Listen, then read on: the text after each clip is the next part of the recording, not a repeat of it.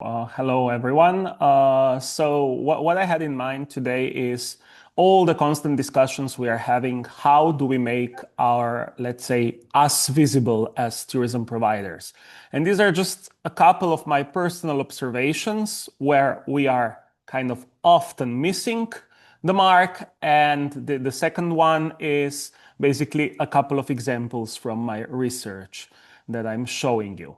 So I'll start with this rather outdated picture, which, however, due to the things that happened to us and are still happening, basically slow down the immense size of tourism business. What all the crises, our, let's say, continual crisis that we are facing kind of brought is the speed up in digital uptake. So more and more travel is being purchased and basically planned online. While we were talking until recently only about platforms, now we also started to talk about generative AI agents that are supposed to be doing travel planning and help us purchase travel.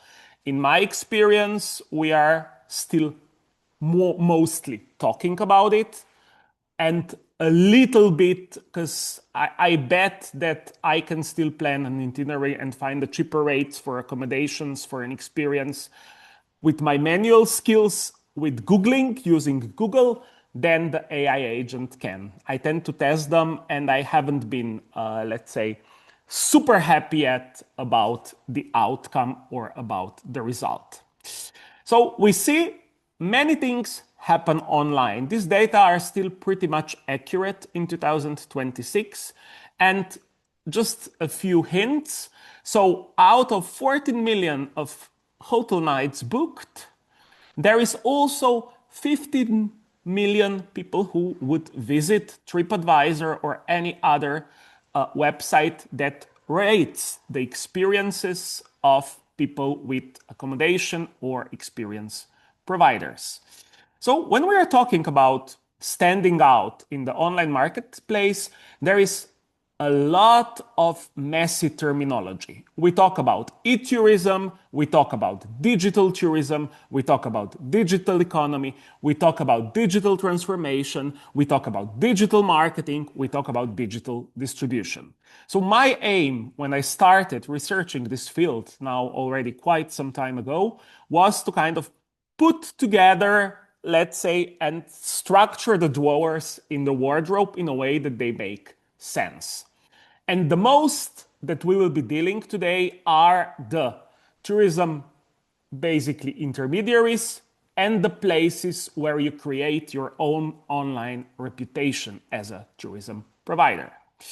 So, what are the functions of tourism marketing? We need to ask ourselves, right? Definitely, we need to promote our products. Even better if we manage to convert this promotion into sales. We should not forget that marketing is also about the development of our product, development of our service, and the quality management, and also the satisfaction, reputation management of what people are sharing online when it comes to our product. Then, where I become very much, let's say, angry is when someone tries to sell himself as tourism marketing consultant. Why?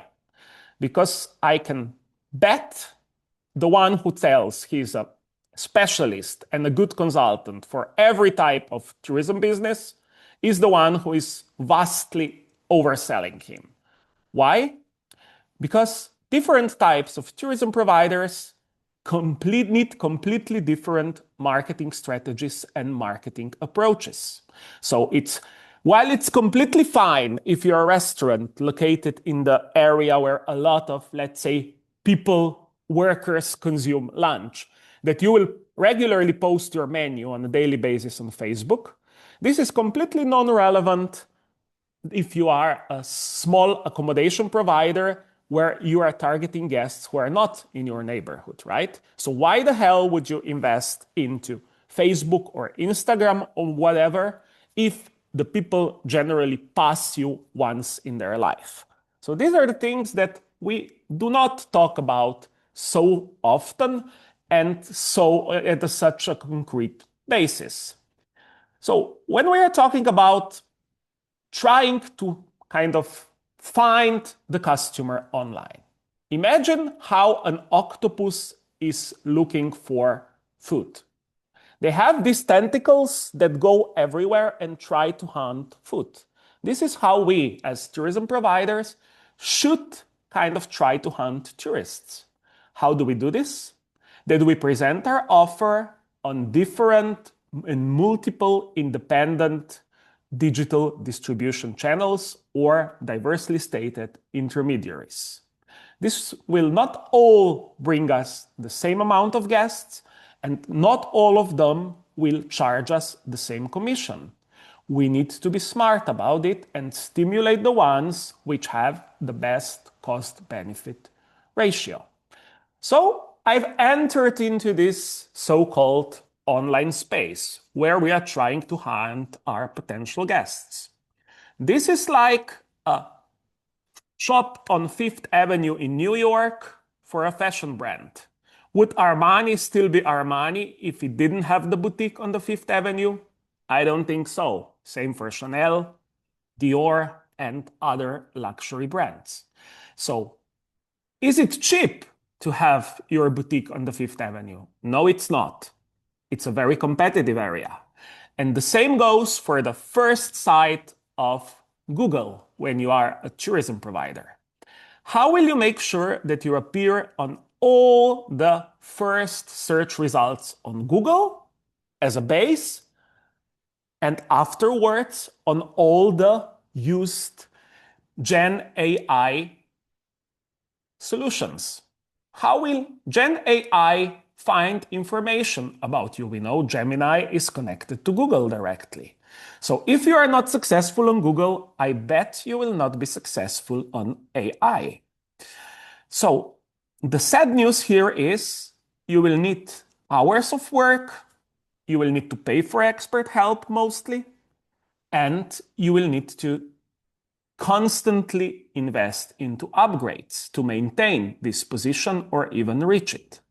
But if you know the logic, the good news is that it's not so difficult to understand. It's not a rocket science. So I will skip this one because we have time limits, and I'll go back and I can show you. I told you it's not rocket science, right? But if a simple chef who is offering a cooking school in the south of Italy can make it, you can make it as well. So tell you an example from one of my holiday experiences. My partner always likes to go for cooking classes. Once we were in Sicily, she told me, you speak the Italian, you find me the best cooking class. Okay, mission accepted. So I started looking. We will be staying a couple of days in Taormina, and which cooking classes are offered there. And my first results go to Google Taormina cooking class, and I see 3 offers. You see, which one do you think that sparked my interest? Actually, the one that offered direct scheduling, right? I want to plan and fix it and not mail vice versa, mail or telephone with them when I'm already traveling. So I Googled then cooking class Taormina Chef Massimo to get more info about him.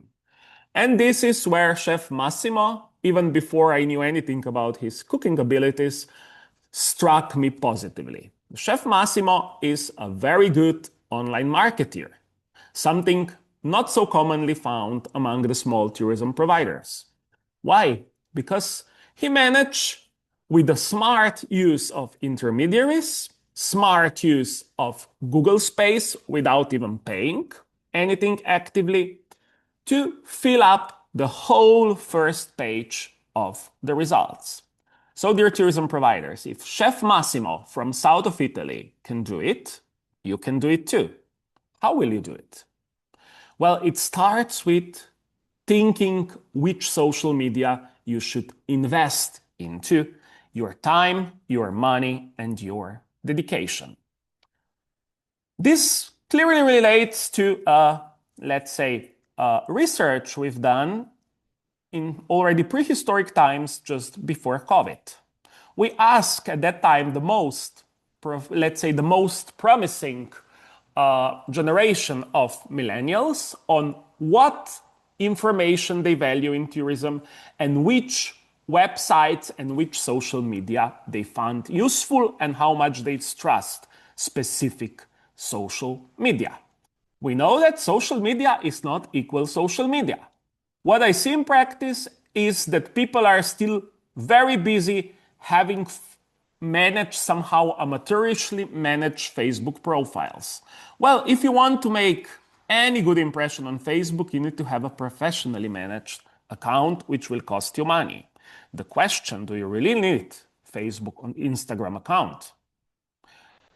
If you're a destination, definitely. If you're a restaurant, I'd recommend it. If you're an accommodation provider, if you are not super unique and spectacular, you probably can skip it. Or not actively talking to the creators or the creative new age economist type of crowd. Okay, so what do we know about social media? We academics, as we usually do, we put all of them into the same bag. But they are not the same from a business perspective. Yes, they do influence the stimulation of choice of destination. They do influence the imaging we have about destination or particular locations, but they are rather useless when it comes to travel planning.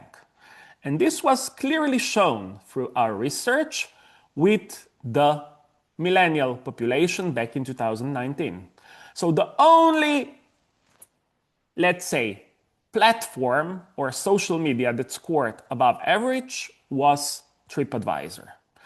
They trust the information on a TripAdvisor much more than any other source of information you post either on your website, either on your destination website, or on your social media or blogs.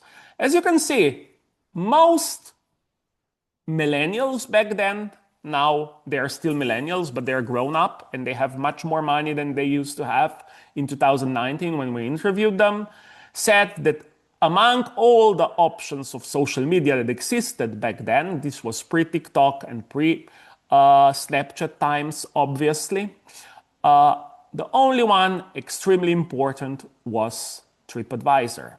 There was some importance attributed also to Facebook and Instagram, but much less so. And now you'll be asking myself, what the hell is this lunatic guy talking about social media? Why is, and since when is TripAdvisor the social media? A data most people don't know, but TripAdvisor was born as a social media where you had to create your own profile, and it was meant to be an exchange of experiences among travelers. Since then, the whole business around TripAdvisor grew. And now we see it as a three-headed monster. It's actually still a social media. It's the biggest website that has the biggest collection of user-generated reviews when it comes to travel. And it is a very strong meta search engine also. So TripAdvisor is also actively trying to commercialize its product space. Why? Because with coming generations, it started to lose relevance. The new generations, the Gen Zs, consume travel differently, but they are not there yet. I mean, they do consume differently, they create trends, but they do not spend significant amounts of money in tourism yet. So we still need to kind of take care of the boring oldsters like myself who have more disposable income to spend in your destinations, in your accommodation units, or at your attractions. So if I continue my story, how to wisely use your intermediaries. When I look at a developed destination, such as Bohin Lake in Slovenia, on TripAdvisor, you will see there is offer there, and I can choose what I want to do there. Tourists get an idea what is there to be enjoyed. However, when I go to a smaller, less known destination, there is virtually no offer there. Why? Simply because tourism providers in this area are not yet that digitally aware that they would put their offer on intermediaries from where TripAdvisor sources and fetches the data. It's also illusional to expect that such destination will get any recommendation across Gen AI. So we haven't resolved the issue that was created 10 years ago. We are even less capable of solving the issue of present time. What is even worse, if you happen to be a destination at the border with another more developed tourism economy, such as Austria, you will get the space sold to your competitor. So a tourist who will want to have an experience in Slovenian side of Pohorje Mountains will be offered on TripAdvisor and other similar web places providers who are more advanced than the ones in the destination from the other side of the borders. So basically, Austria will be stealing your tourists from when he's already in Slovenia. A sad reality also, not many tourist boards and tourist destination managers seem to be aware of, but the money is running. So what would be my final issue? We all know we can no longer successfully sell hotel nights or accommodation nights without the intermediaries. No matter what you do, you will get 70% of your online bookings coming from these third-party websites and eating away their share of commission. But this is now also becoming the reality for tourist attraction, tourist experiences, and every other secondary offer of what tourists consume in the destination. So people tend to pre-book their things to do. So you as a tourism provider, please do two things. Find the intermediaries where you will best stand out and which will help you increase your visibility. And do not forget to, when you do the calculation of your rates, that your online rates should always cover up for the commission these intermediaries will charge, which is usually around 20%. So you need a clear pricing strategy, because otherwise you will be just working and working for less profitability, and the share of online bookings that you will be getting for intermediaries or AI agents in the future will only be growing. Do not believe the stories that the commissions will fall and that the AI represents the new solution to directly link with the guest. I've been in this e-tourism world for more than 20 years, and each time a new technology promised it will kind of become cheaper for the tourism provider, it always just went the contrary way. So let's be realistic, let's have common sense, and let's be grounded in reality. That would be all from my side. I thank you very much for all the questions, dilemmas, or comments that I might receive. And it was a pleasure being part of